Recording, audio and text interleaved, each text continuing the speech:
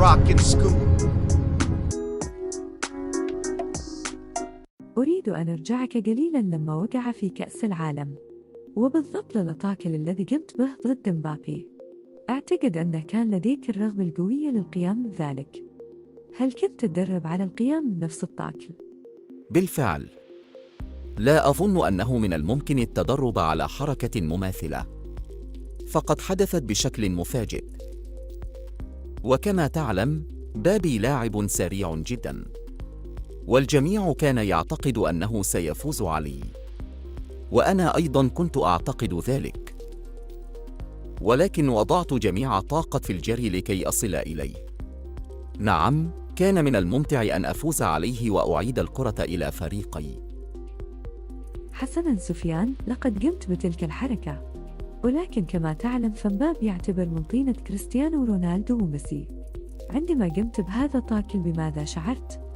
بالطبع، أنا أعمل بجد كل يوم، وأعتقد أن هذا يساعدني في إظهار أفضل ما لدي كلاعب. الجانب النفسي للاعب هو مهم جداً، خاصة عندما تكون المباراة صعبة وتواجه خصماً قوياً. قد تشعر بالتعب والإرهاق خلال المباراة، ولكن يجب عليك أن تحتفظ بالثقة الكبيرة في نفسك.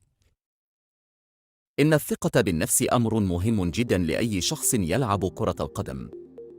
يجب أن يؤمن اللاعب بقدراته ويعمل بجد لتحقيق النجاح. لا يوجد شيء مستحيل عندما يكون لديك الإيمان والتفاني في العمل الجد. هل بإمكان المغرب الفوز بكأس إفريقيا المقبلة؟ أظن أننا جيدين.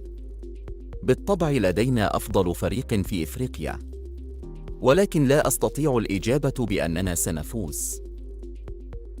شكراً لك على مشاهدتك للفيديو. نتمنى أن يكون قد نال إعجابك. نرجو منك الاشتراك في القناة وتفعيل زر الجرس ليصلك كل جديد. كما يمكنك الضغط على زر لايك لدعمنا. نحن نقدر دعمك وتشجيعك، وسنواصل تقديم محتوى جديد ومميز. شكراً مرة أخرى.